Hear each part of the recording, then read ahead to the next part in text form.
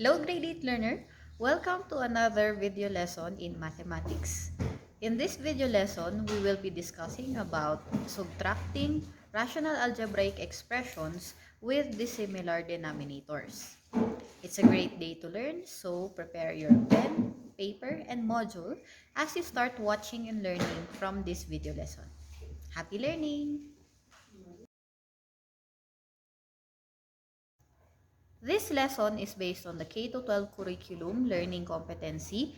The learner performs operations on rational algebraic expressions. By the end of this lesson, you, the learner, should be able to follow the steps in subtracting rational algebraic expressions with dissimilar denominators and to apply appropriate factoring techniques while subtracting rational algebraic expressions with dissimilar denominators.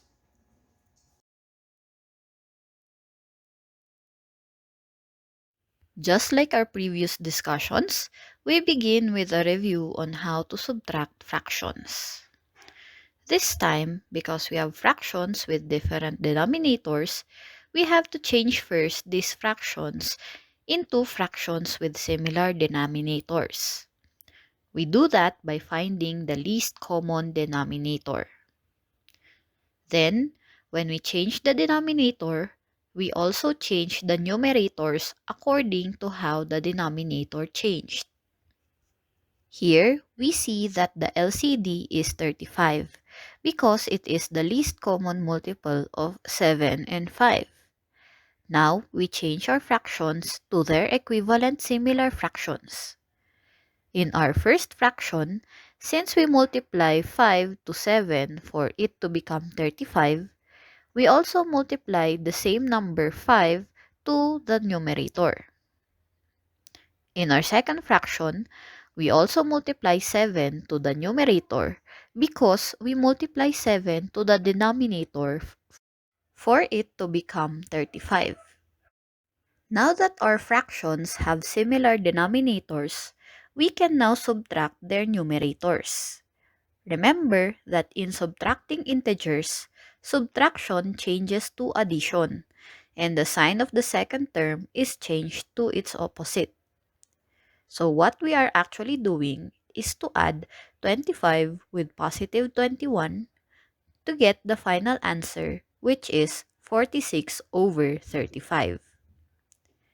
Take note of this process as we discuss how to subtract rational algebraic expressions.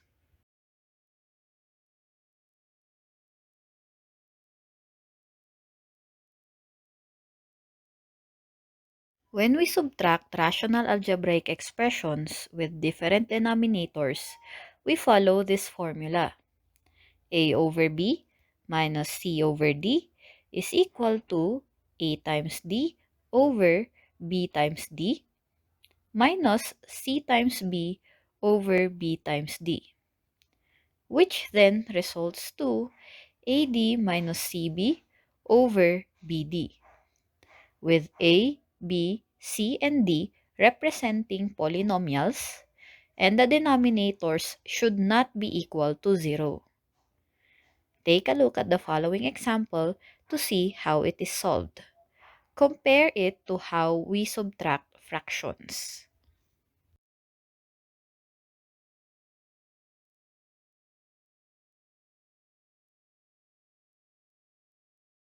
Let's study an example. We are going to find the difference of 5 over 4c and 1 over 5c. We always start with checking the denominators of our rational algebraic expressions. If they have common denominators, we can proceed directly to subtracting the numerators.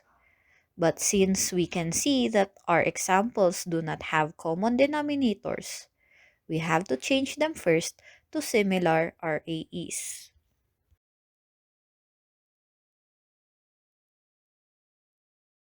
To change our rational algebraic expressions to expressions with the same denominators, we have to solve for the least common denominator first. We do that by comparing the factors of the denominators. 4c has factors which are 4 and c, while 5c has 5 and c as factors. To get the LCD, we copy any common factors and write down any other factors from the pair of denominators.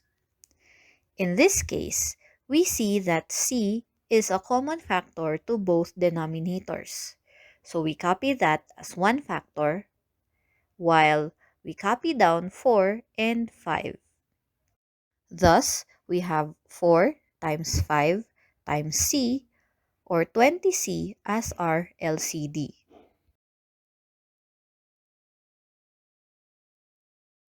Now that we know the LCD, we now write the rational algebraic expressions as equivalent expressions which use the LCD as the common denominator.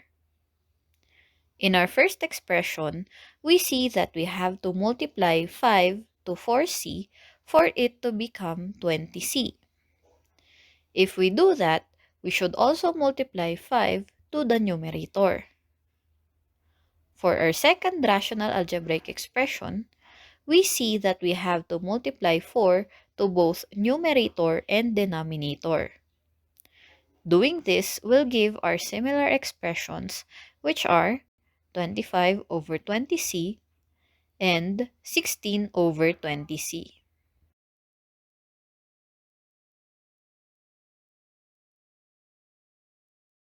Now that our rational algebraic expressions have a common denominator, we can now subtract the numerators.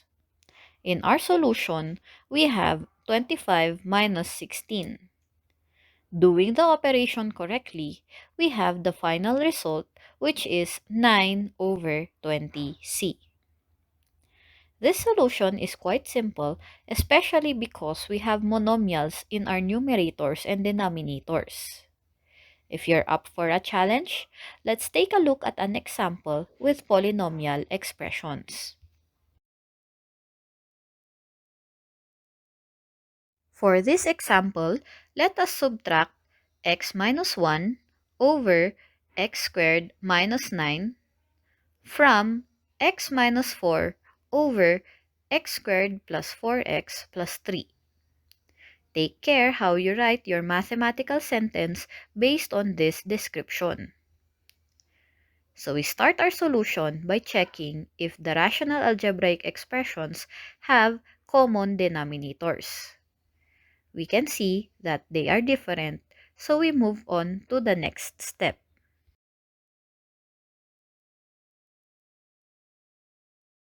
We next solve for the least common denominator to get the common denominator that we are going to use for the rational algebraic expressions. To do that, we look at the factors of the denominators. X squared plus 4x plus 3 is a quadratic trinomial whose factors are x plus 3 and x plus 1. X squared minus 9 is a binomial which is in the form of a difference of two squares. So that means its factors are x plus 3 and x minus 3. To get the LCD, we copy x plus 3, which is a common factor. Then, we write down the other non-common factors, which are x plus 1 and x minus 3. Therefore, our LCD is composed of 3 binomial factors, which we leave as it is.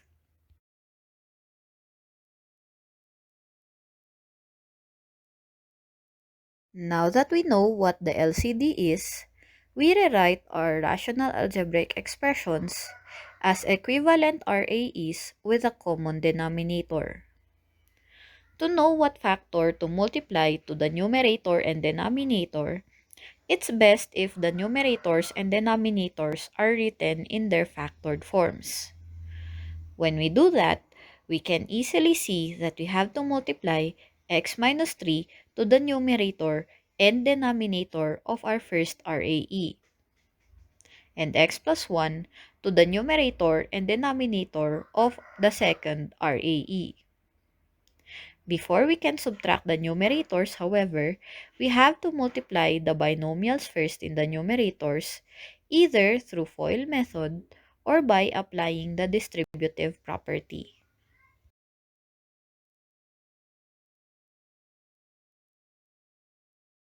When we multiply the binomials in the denominators properly, we have the resulting numerators. X squared minus 7x plus 12 and x squared minus 1 that we will be subtracting in our next step. Now that we've changed the expressions to similar expressions, we can now subtract the numerators. From our previous step, we learned that we have x squared minus 7x plus 12 and x squared minus 1 as the numerators that we have to subtract. Take note that we are subtracting polynomials. Thus, we change subtraction to addition, then change the signs of the terms in the second polynomial. This results to x squared minus 7x plus 12 plus negative x squared plus 1. After changing the signs, we combine similar terms. Thus, we combine x squared and negative x squared and 12 and 1. Negative 7x is copied as it is. If we do the operations right, we get the result negative 7x plus 13 over the quantity x plus 3 times the quantity x plus 1 times the quantity x minus 3.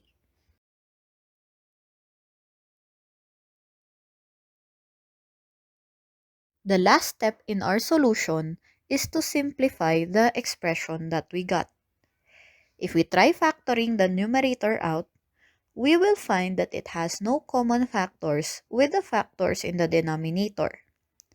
Therefore, our final answer remains negative 7x plus 13 over the quantity x plus 3 times the quantity x plus 1 times the quantity x minus 3. We can turn the denominator into a polynomial by multiplying all these three binomials, but it's more convenient to leave it as it is.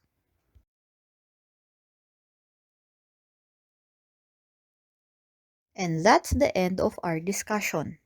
Remember, you can always replay this video, read your module, or ask help from your teacher to improve your learning. To practice what you've learned, try doing this exercise. Subtract the following expressions. Pause this video first and solve before we proceed to the answer. Done? If your answer is negative x over x minus 1, you got it right. Good job! If you didn't, take a look at the solution to see where you went wrong.